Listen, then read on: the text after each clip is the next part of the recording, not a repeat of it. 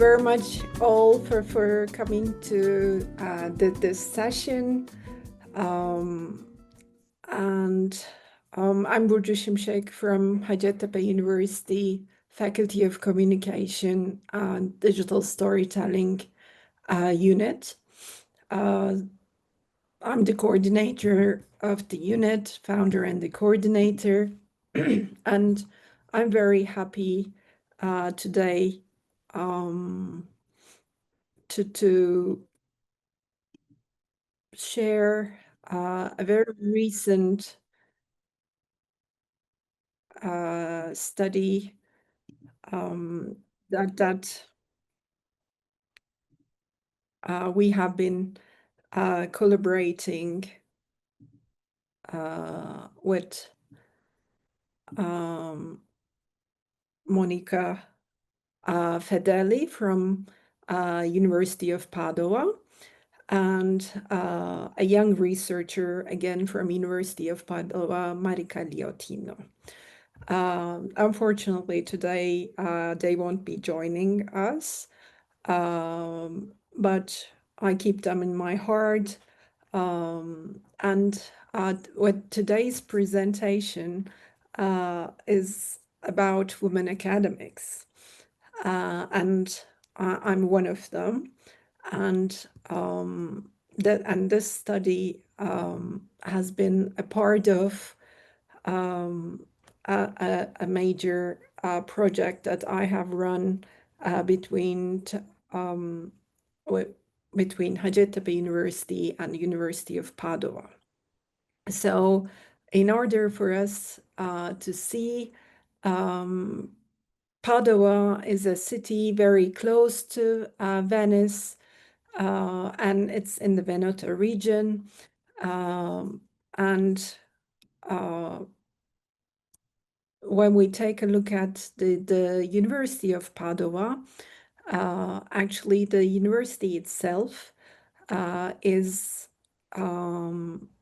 sort of the whole city, because University of Padua was founded in 1222, and so a few years ago it has celebrated its 700 years. So I wanted to, following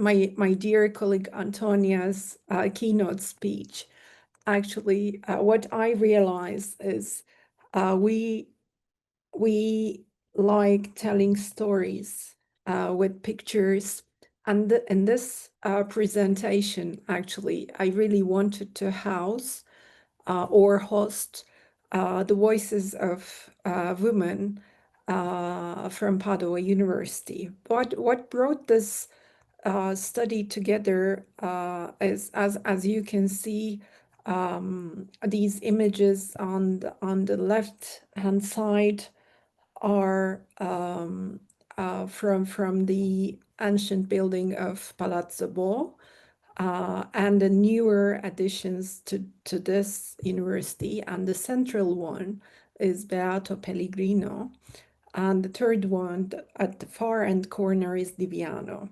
Why I really wanted to put all of these images, and the next one shows that Padua University is all around the city of Padua. This is the city of Padua, and the red buildings that you will see are actually the University of Padua buildings. So the university is in the center of the life in Padua. And also what I really find amazing is the motto, this Universa Universis Padovino Libertas, is actually the slogan, the motto of Padua University. Paduan freedom is universal for everyone. Why this is important? Because Padua University was found after University of Bologna, and the the scholars and their students who really wanted to be free came to Padua and established Padua University. And it houses very important features like the first anatomy theater and the botanical gardens. But also, it is important for another aspect for my study because I'm a gender scholar, and actually I have heard of Elena Cornora Piscopia's name uh, when I was a master's student in the gender studies master's program at Ankara University many, many years ago, after I decided to pursue an academic life following my career as a journalist. So I have heard of Eleanor Cornora Piscopia's name as the first woman in the history to be granted with a PhD.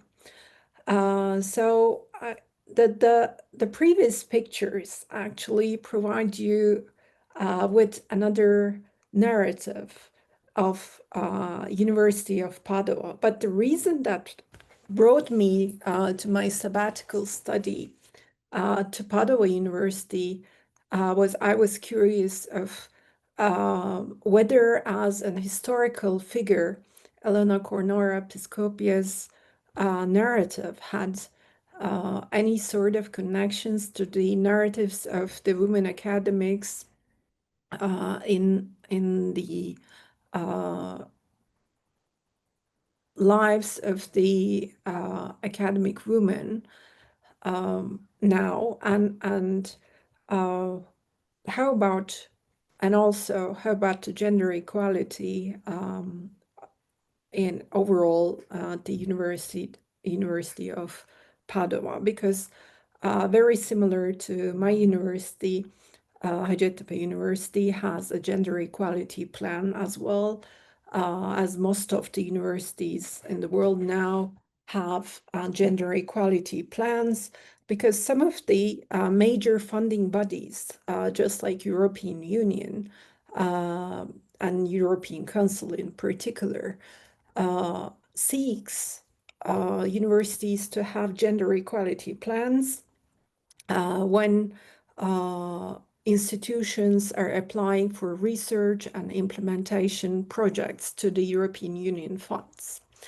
Why I'm putting focus onto this one is in these gender equality plans in most of the universities, and which is very common in the gender equality plans of both universities, Hacettepe University and University of Padua, is the empowerment of academic women and the institutions system, and also taking action for gender-based violence.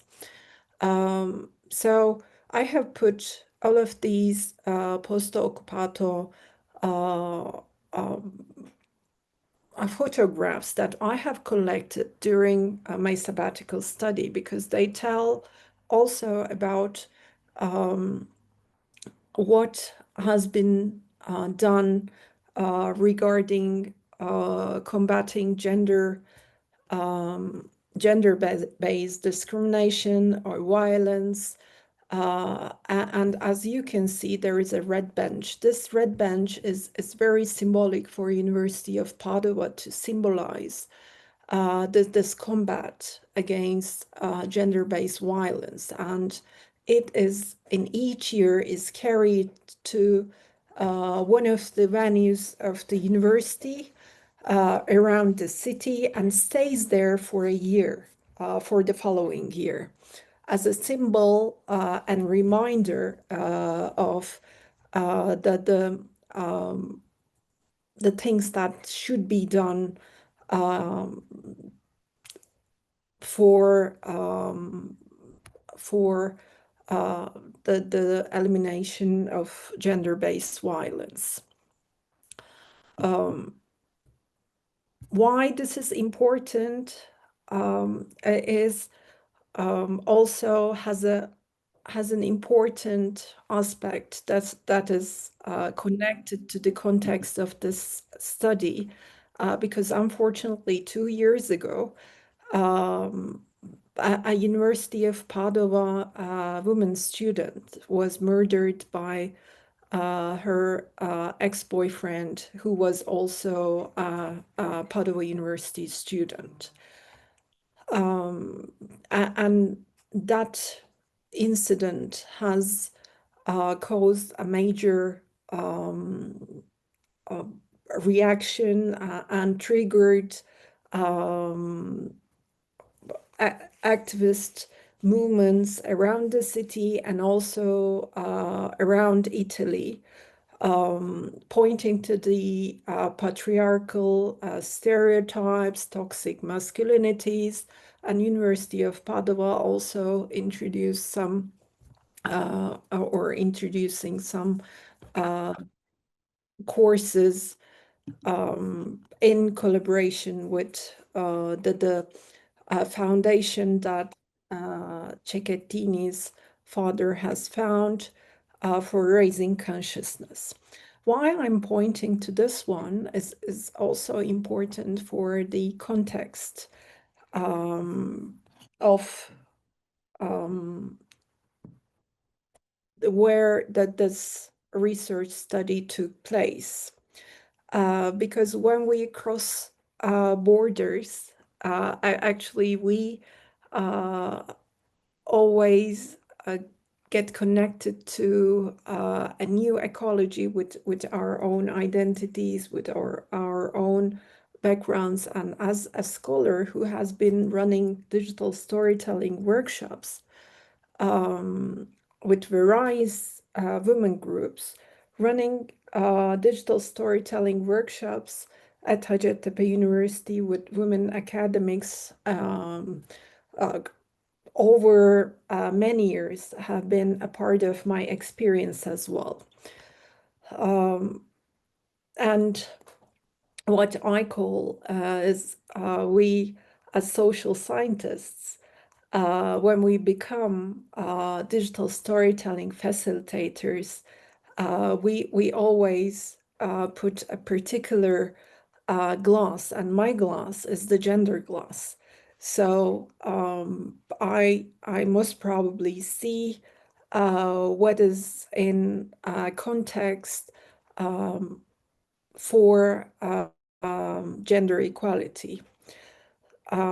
So this study has been organized in the scope of the Narratives of Women Academics, a study on gender in higher education, which is an international research collaboration project. And in this, the scope of this project, I had various methods to collect qualitative data, which was the participatory observations, in-depth interviews, and the digital storytelling workshop. So that the study started with the participatory observations while I was collecting data for what defines the ecology of University of Padua gender equality wise. I started running the conducting the in-depth interviews in December 2024, and following the in-depth interviews, I started running the digital storytelling workshop. But this workshop was a little bit different than the conventional workshops that I have been running, uh, because the way actually the workshop was organized also gives us an idea about the time use of the academic women who participated in this workshop, because as you know, in a conventional digital storytelling workshop, we usually meet for the story circle, and the number of the participants in a story circle um, would be, if we have a facilitator and a participant that can form a story circle, because we have the storyteller and the listener. So what happened in this project, uh, as it was impossible for these women to come together in a particular time due to their teaching, their research, and their other administrative roles in the university. I decided to run micro story circles, and this methodology-wise provided me with another very important aspect, that each story circle uh, happened to be bringing more in-depth, qualitative data to the story, because as it was one-on-one, we had the chance to talk about our stories in depth, because in a conventional story circle, we have the time to an hour and a half, depending on the number of our participants. In this case, as I had one participant, we had used the time to talk in depth and discover various aspects of their lives. And in the first session, we had the micro story circles, and followed with the voiceover recordings, in which story circles also had the text writing aspect. And in the second part, the creating images and assembling digital stories were carried out. So at a one-on-one, actually, I have run 6 of these micro story circles.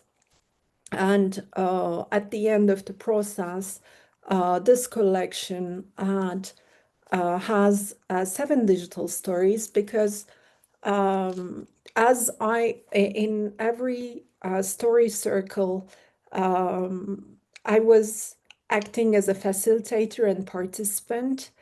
I decided to create a digital story in this collection as well, because I realized that in our conversations with my participant colleagues, I have been exchanging a part of my experience as a women academic.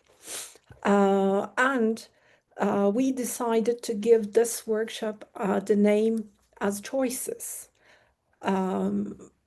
So the in-group screening of this workshop was done on September the 25th with the participant women academics who would make it. And one of them was a colleague from the mathematics department. And as when I was talking about the methodology, because she was very excited, and I was telling that this process is called the story circle. And once we completed her story and we were talking about her other colleagues, she said, "You're the center of the circle. Uh, and you have built up this circle." But actually, the person who had built up this circle was my colleague, Monica Fedeli, because she has been working with these uh, ac academic women over the years for a transformative learning process in UniPD. And then they have been collaborating and had known each other for some time, which brought this study sort of another very important connectedness among these women through their stories. Because even though they have been collaborating, once each of them told their stories and this collection came together, we realized that all of their experiences speaks to another aspect of our collective experience of being women academics in the higher education system. Why I'm mentioning this? Because even though we speak different languages, come from different backgrounds, some of and the aspects that we face in our institutions were due to the fact that uh, higher education institutions are also very connected to the patriarchal systems. So what I would like to do now is just sharing that this image is particularly important for me, that becomes a part of the story as well. This is Julia and all the protests. Because in the even though in the digital stories, Julia's story was not told about, in the in-depth interviews, it has been mentioned by the women academics as a sort of a tragic moment that helped or made them realize that it is not out there somewhere, but one of their own students, sort of a position. So what I I would I like was a late comer. I would like to share with you, as I really want to bring her voice into this presentation as well. I would like to start with sharing Monica Fedeli's digital story. Is the voice okay? I was a late comer in the academia. Until the age of 40, I worked in business. This experience has allowed me to explore different worlds and meet different people. My academic learning journey has taken different paths. When I entered as an assistant professor, I had to take over all the courses of my supervisor, who retired shortly. It took me a year to connect with the people in the department. Over the years, I developed a lot of international connections that have resulted in project, research, and lifelong friendship. I was enjoy connecting with people. In 2016, I was involved in creating a transformation network for teaching and learning, involving all the departments. My next mission is to connect the university to society, this time with a third mission. Now, when I take a look at my journey, I can clearly see gender and inclusion have been vital for me when making decisions, as it has supposed other women academics and opening paths for research intervention on gender-related issues, ultimately benefiting the well-being of society as a whole. Now, it will still take a long time. I know we need to work together to empower women in the university and business world, building networks for change so that women would have the freedom to live with their will and authenticity.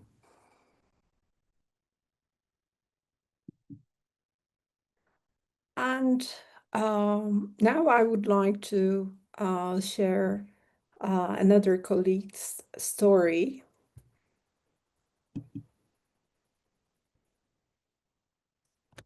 This morning, to start off my day on the right foot, I chose to have breakfast in a tiny bar where the coffee is served with a warm smile, like a hug. In my life, I needed to make many choices. At any moment, I decided to choose the alternatives that made me happier and feel better, liking a warm hug. Even if my choices made me climb harder, I took them in a serene way. One of the first decisions has been mathematics over music. Life helped me make that choice. I realized that, in some sense, mathematics is music as well. Later, I chose to become a mother, and that life project made me happy and helped me along my whole career to overcome difficulties. I chose to be an academic because I love to say that my job means learning. I devote time for my students not only because it is part of my mission, but because I choose to share my values with them. In my current position, even now and then, I choose to stand and look at the view.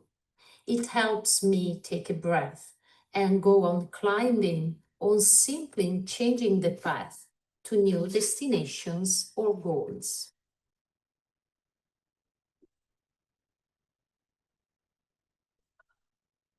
As I think, Eunice, as we don't have our other participants, they haven't show up, I think. Yes, I don't see the names of Okay, the other participants. so I can be in the luxury position to share another story if everyone is fine with it, which is my own story that I decided to create as a gift for the women who participated in our workshop.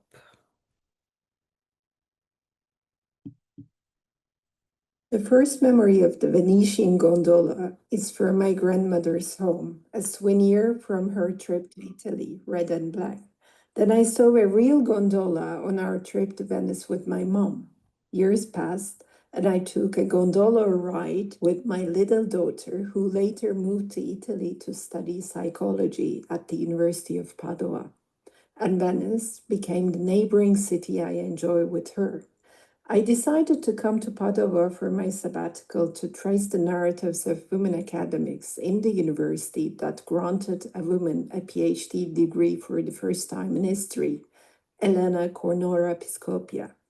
That decision has brought an exceptional woman, Monica Fedeli, to my life, both as a friend and a mentor.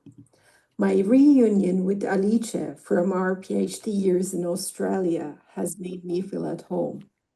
After 15 years of constant teaching, thesis supervisions, research, digital storytelling workshops, and administrative roles, I found myself at Elena's University, where I have been fortunate to meet great women. The Hug of Padua women, with their stories of passion for science and research, their love for their students, their resilience, their willingness for solidarity, their dances, and the kitchens, the dinner tables, and the coffee breaks we shared supported me, healed me, empowered me, and reminded me of why I had chosen to pursue an academic life, to follow the stories of women. That hug encouraged me to discover new paths in my journey. Padova avrà sempre un posto speciale nella mia memoria, come un caldo abbraccio.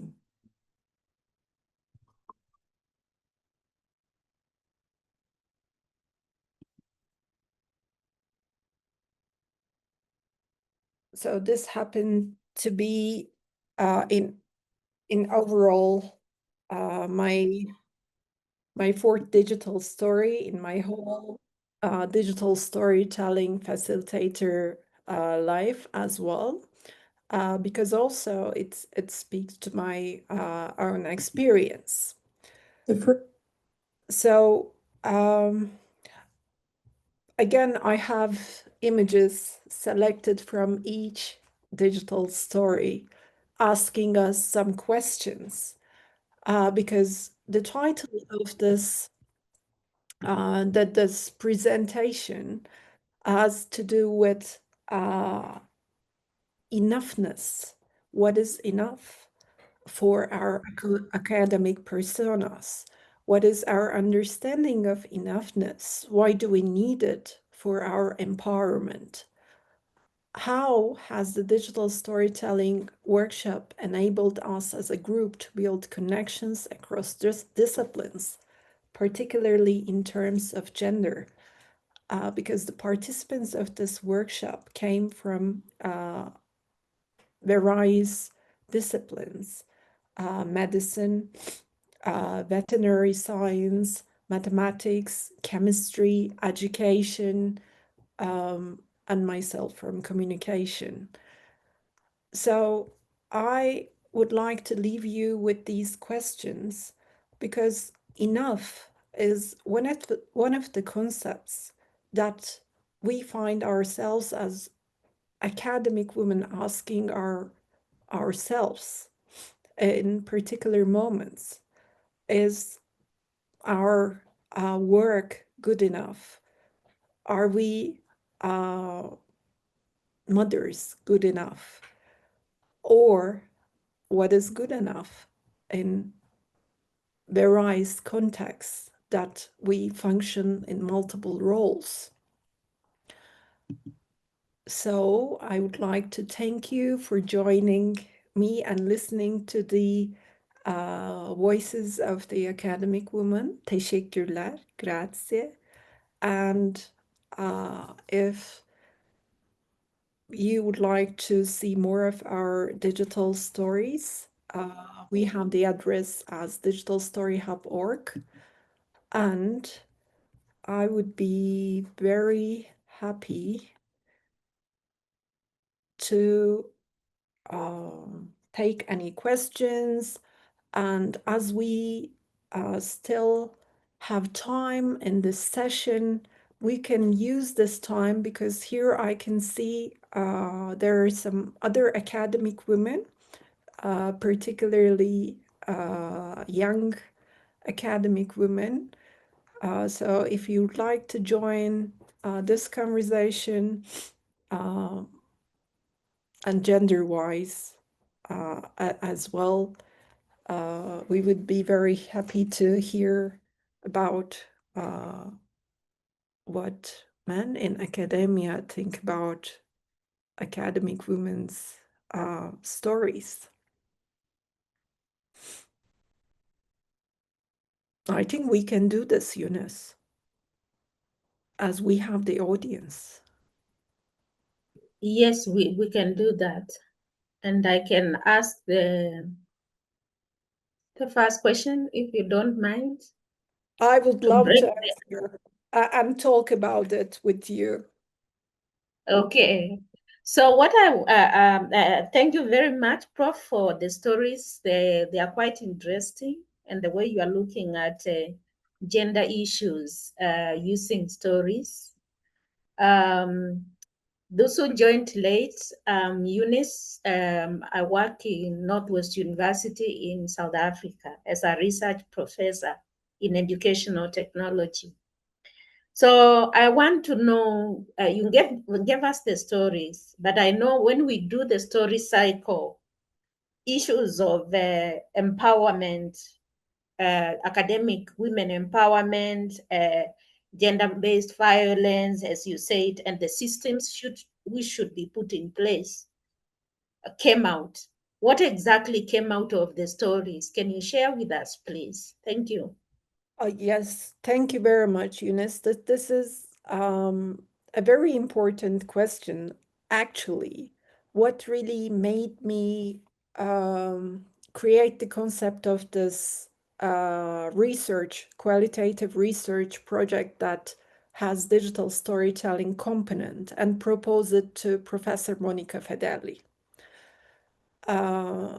Because I have experienced various roles over my academic life, coming from another occupation as a journalist, then becoming a research assistant, and going through every step over the years. So what I realized in each micro story circle was it was magical in a way, because my participants were as if telling a part of my story to me, opening up the conversation with their own experience. And that experience was talking to what I had experienced along the years, either in an administrative position or while doing research, or just juggling with multiple responsibilities, for example. So, for example, the story free will, and also pointing to the aspects of women's empowerment came out through their main focus. For example, a colleague from chemistry, she was talking about what is the fit? Because it's always, we are always sort of trying to prove that we're hardworking, we're intellectual, and we are some sort of fit. So when all of these keywords came out from the stories, to be honest, I felt myself healed as well. That's why I told my story. I decided to tell my story. And what I realized as well, for example, some images happen to be matching in some stories. So there is some sort of a visual connectedness. And so even though they couldn't come together in a physical circle, story circle, their stories, we know it in the digital storytelling movement, this way or another way, the story circle really connects the stories. In this case, even though they haven't heard each other in the story circle, their stories were sort of connected.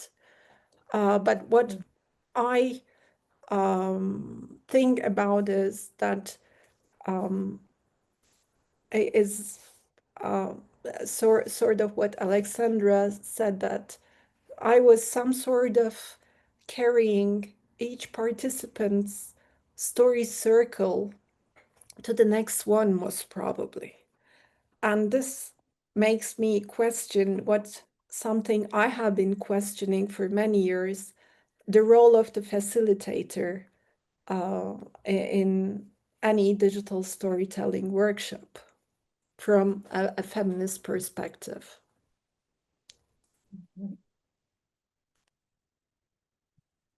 Thank you so much. Anybody from the floor to ask questions? You're welcome. You can raise your hand. Yes, Peter, you can go. So thank you for this presentation. Peter, can you please introduce yourself? Yes, I'm sorry. I'm Peter Whitehouse. I identify as he, him, and I am at Case Western Reserve University in Cleveland, Ohio, United States. I work on the role of universities in what I and others call the meta crisis. I see the issues that you're raising and the micro stories as exceedingly important, and they connect to a larger story of the need to transform universities. In the United States, we are facing a lot of what I call toxic masculinity. techno optimism, a sense that we just have to fix problems if we have the right tools. But it seems to me the voices and stories of women, and this is my point and my question, the feminine side of men, we need to be natural allies. We need to think of ourselves as bigendered, in my opinion. Of course, my Mhm. question will be, what do you think of my opinion? Peter, thank you very much for focusing on this issue and also why we need transformations in our education institutions as a whole.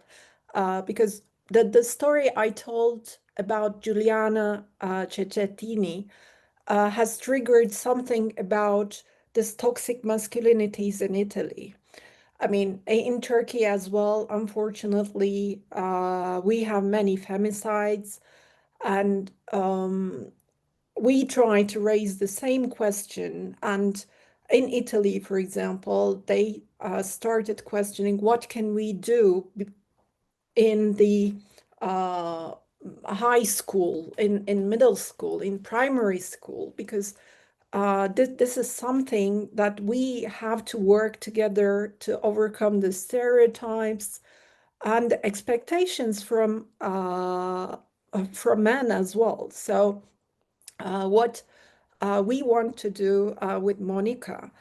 When I went there and when we started this one, the first thing we talked about was we need to have, as a continuation of this study, we want to run digital storytelling workshops about gender equality with our men colleagues, because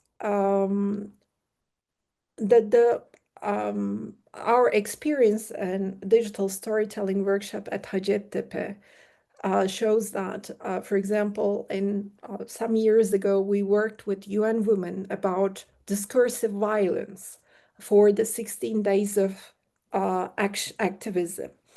And we had a workshop with women, a very diverse group with women from migrant communities, women from various backgrounds. So we had a very heterogeneous group. And the second workshop was with men with heterogeneous backgrounds as well. And regardless of their, um, let's say, class, the stories they have told were very important, have been very important to focus that equality is also an issue among men as well. That's why we need to hear more of these stories, because I follow a perspective. I totally agree with you. I adapt Judith Butler's performance theory because it relies on the speech act theory, and stories also give us proof that what sort of situations are we put in depending on our gender.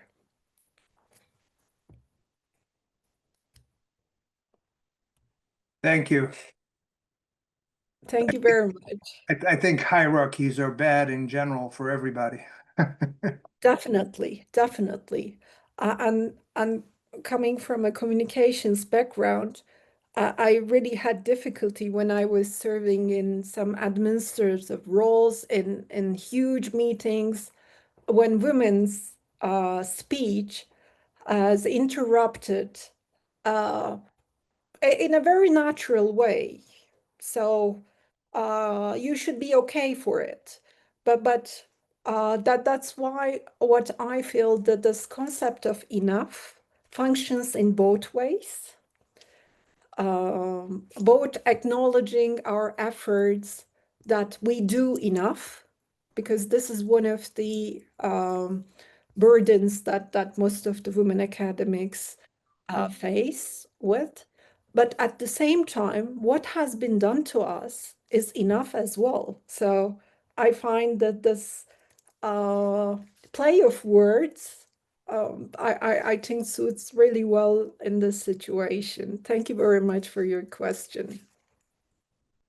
If I can just add on it, thank you very much, Peter, for raising such a pertinent issue. I just actually want to say, as you've said, Prof, that we do need a study involving men, and especially in the current dispensation we are in the Trump administration, and how gender equality is playing around, especially around displacements and deportations or happening and all that. Those are things I would really want to read about or to be studied by us. We can work together as a team and study, look for funding and see how men and women are experiencing displacement, deportations, and things like that in the current world we are living in. And also how they are experiencing artificial intelligence as really a major thing in the world. Thank you so much. Anybody else with a question? Thank you very much, Eunice, for bringing the AI issue as well, because now we discuss a lot about the gender bias of artificial intelligence. And that's another sort of an important aspect that we need to combat. It can regenerate gender biased images, codes, discussions. So that's another sort of new area that with um, technology determinism that we have to combat and also bring regulations because it's not really making things easy gender-wise. Thank you. If I may call your colleagues, the floor is yours. Ask Prof questions or raise issues we can discuss. And by the way, I would like to thank my colleagues, and there are a few of our students in this session for joining us, and also Holly for joining in as well, because I had known her from many years. It's lovely that you're here, and as we have time, we can open the floor for any sort of discussions on this matter.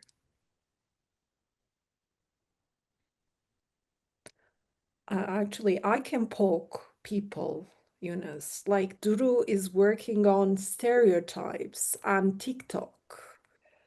And You should tell us. and so she might have some other inputs.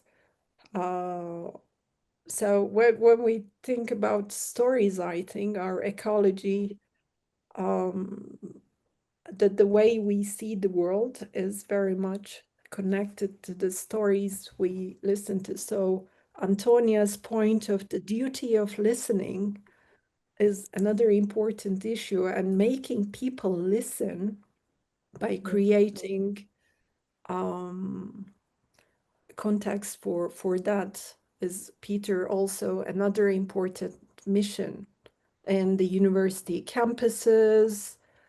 You know, only online presentation or existence seems not enough. So may I help encourage the younger people to speak up, because this is a big intergenerational issue. So I want to hear your voices. So now I will be quiet. And thank you for facilitating such a lovely space with the challenges of being the only speaker. You know, I think I was just being very economic with my presentation, thinking that I'm the moderator, so I'll be presenting the last. So I should be modest to keep it into its limits. But as you can see, I can speak up more than expected. I can say, oh, Duro. Hi everyone. Thank you so much for this excellent presentation. When I was listening to your presentation, I was only thinking about the challenges ahead, and already we are experiencing, and as Peter told, that it's a generational issue. We are following, we are seeking for these stories to get our strength. This is all I can say. Mhm. I think the point is so important, Duro, and that this is what when I reflect on the whole process of the whole sabbatical year, what I can see this has that this functioned as a circle. The thing that I wanted to explore was something that I was experiencing. And hearing that in a totally different context, in the Central European, continental Europe, still University of Padua is taking action for getting over all of these stereotypes.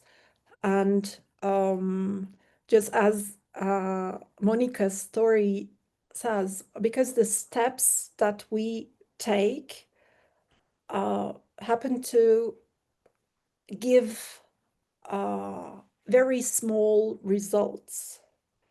And as Eunice pointed out, with some of the results, depending on the political climate, we are losing them very quickly. That's sometimes not very encouraging. But at the same time, what my personal experience gave me with this, me running these workshops had given my participant women a moment to take out, to get out of their sort of 2 hours. We're just doing this one. So they all of them told that this was more refreshing than I expected. What have you done? They said. And I said, I didn't do anything. We have done it together because we were just talking about our lives and telling stories that resulted in their stories with amazing personal depth, in my opinion, but at the same time, uh, completing each other with multiple aspects.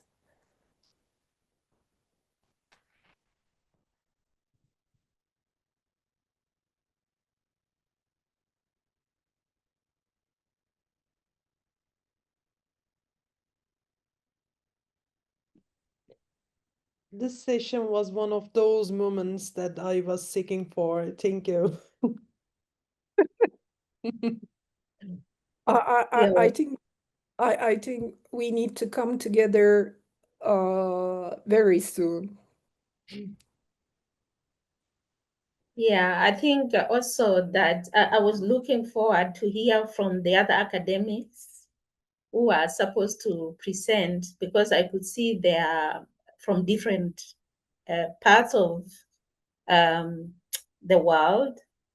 And we could have, although we know that the issues we are experiencing are global issues, what is important is what solutions are coming out from every context that we can learn from each other and try and see if we can borrow insights from other countries and implement in our own universities or countries. But I think, and as one of the co-moderator, I want to thank you, Prof, a lot for one presentation, but it has given us a lot to talk about and all that. And thank you also to everyone who has stayed with us. And I don't know whether if we can continue discussing or people can join other sections, because it's also good for cross-pollination. You can go to another group, but myself and Prof. Bokus and Peter and everybody here, we can try, if we want to come up with something like a project to look at burning issues, we can do that. Oh, And look for funding and work on it. thank you very much, Eunice. I was just thinking of this climate issue is an important part of this conference, one of the major themes, and climate action and climate change, climate action, climate-related migration, for example, is a very gendered topic because we are in the moment that we will start facing climate-related migration as well. And with any sort of migration, we very well know that the toll will be on women in particular, because all the migration process, moving from one place to the other one and establishing a life when people have families, as becomes another sort of a burden on women as well, for example. So I think your suggestion for thinking about these as in our geographical regions, for example, with Africa, the Mediterranean, it's clear that we will be facing, and we have already started facing some implications of climate change. And also to add on what you are saying and to loop Peter into it, because Peter is into how men are affected and should not be left out. We look at both genders. There are men crying out there, who will also be or are affected by climate migration and all that. So if we can look at a balanced way of looking at these burning issues in the world, then we give a good picture to the world. Because I'm not saying if we focus on the girl child is wrong. It's not. But studies at the moment are showing that the girl child has been taken so much care. Now the boy child is suffering. But that balance needs to be there. And if we can come up with a project like on climate change and look at stories from male and female and share with the world, it will be quite interesting to see that what comes out. Thank you. Thank you very much, Eunice. I actually in this session with me, we have 4 facilitators from my team, and also Duro has participated in several digital storytelling workshops. So I think it's very meaningful to create intergenerational, as Peter mentioned, I really value that aspect as well. With my colleague here, Shane Gulinje, she is a food studies communication researcher, for example. What we have been doing with our combined work has been collecting stories of food, for example. Food and climate change is also very related. Peter, please feel free to join in. Yeah, go ahead, please.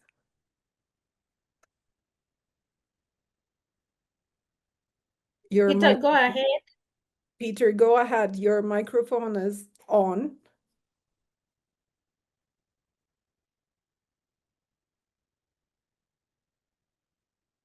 Okay. He doesn't have a microphone. Yes, connecting to the audio.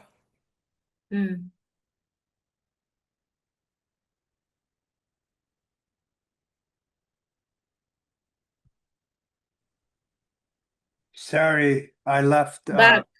No worries. for 1 minute. I was taking your suggestion to explore another session. So my apologies, unless you want to ask the question again. I was watching the chat, so I knew you were talking to me. No worries. No worries.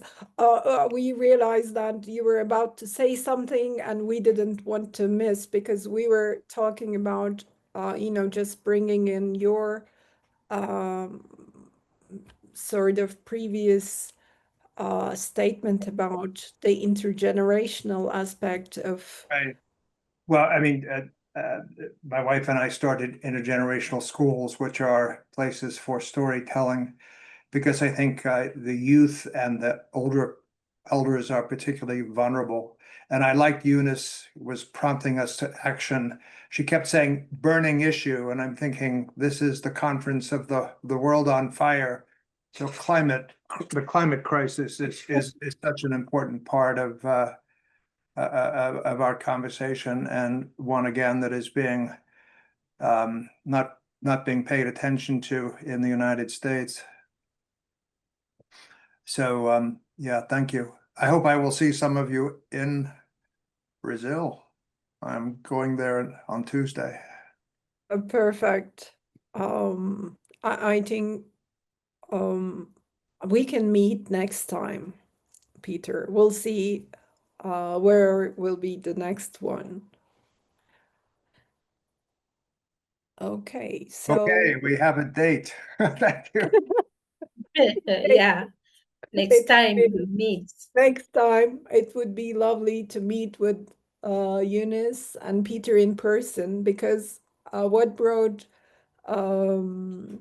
lovely friends to our lives as Hacettepe team was hosting the 5th International Digital Storytelling Conference in Ankara many years ago. So meeting in person, I think, brings joy to all our lives. So it would be lovely to meet you, and thank you very much for your contributions to this session. It helped us open up some new questions and get ideas. Eunice, as well to you.